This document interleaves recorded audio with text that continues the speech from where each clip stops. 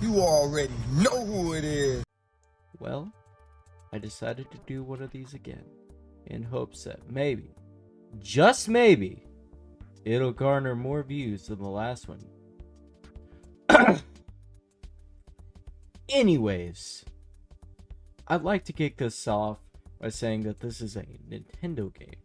You know, the game with a little red guy? Hello! Yeah, that Nintendo.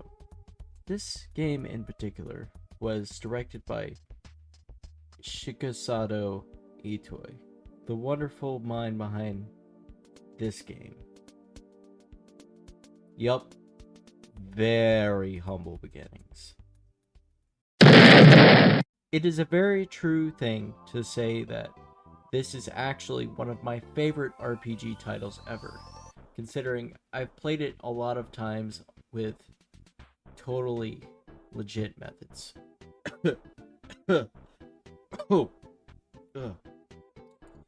But yes, this is an amazing game that I think was very ahead of its time and had very good humor in it and wonderful characters.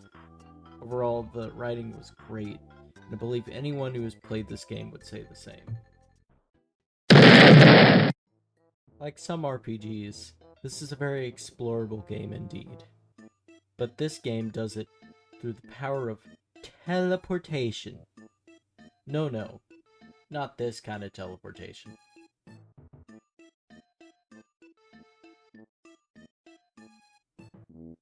Not this either.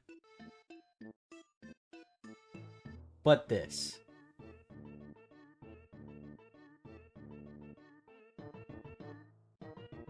They just run super fast in a straight line, and then poof, there they are. This game actually has a bunch of different areas. The four main areas being Onet, the place at the beginning of the game, Tucson, Threed, and Fourside.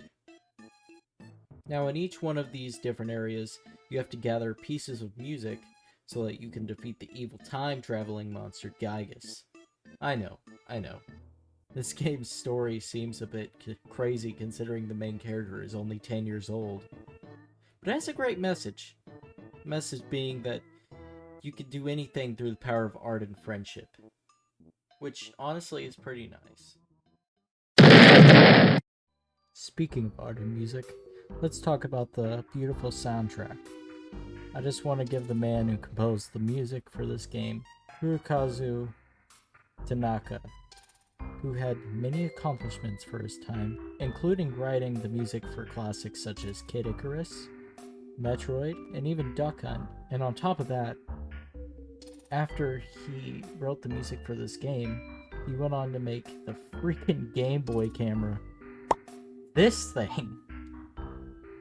Anyways, amazing accomplishments aside, and their artists aside, this game has one of the best SNES soundtracks out of all the games on this whole library.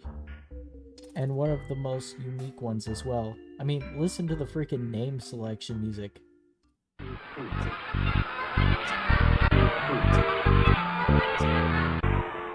It is very strange indeed, but it's so unique and it fits so well with the quirky style of this game.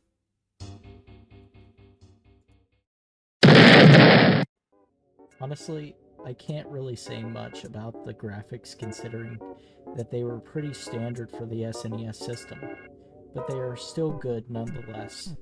I feel as though the character design and sprite animations are pretty good for the time this was created. I mean, they literally had a scene where a band played and danced to music for about a minute.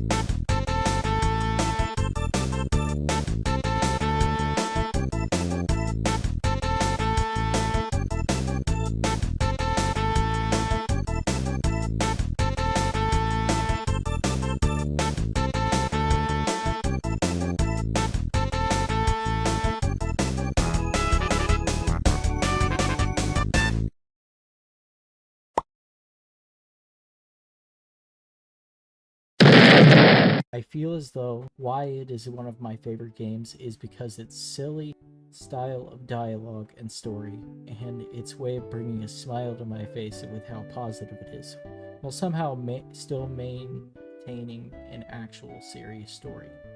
Honestly, I could rant about this game all day, but I think it's about time I wrapped up this video. I give this game a 10 out of 10 for just being a freaking awesome game with a wonderful soundtrack, great dialogue, and just a feel-good nostalgic way of play. I honestly totally recommend this game to anyone who can somehow find a copy that isn't $1,000 on eBay or through less expensive options. Also, before I go, this game actually was the game that inspired the indie classic Undertale. Back before Undertale was even thought of, the game's lead man, Toby Fox, made a Halloween ROM back for Earthbound that played quite a familiar tune in the background. If you thought this sounded like Megalovania, you'd be correct. This is an early version of the song we know today. Well, guys and gals, I think that's gonna just do it for this video today. I hope you have enjoyed it. If you would like to see more videos like this, please leave a like and subscribe. And until next time, bye!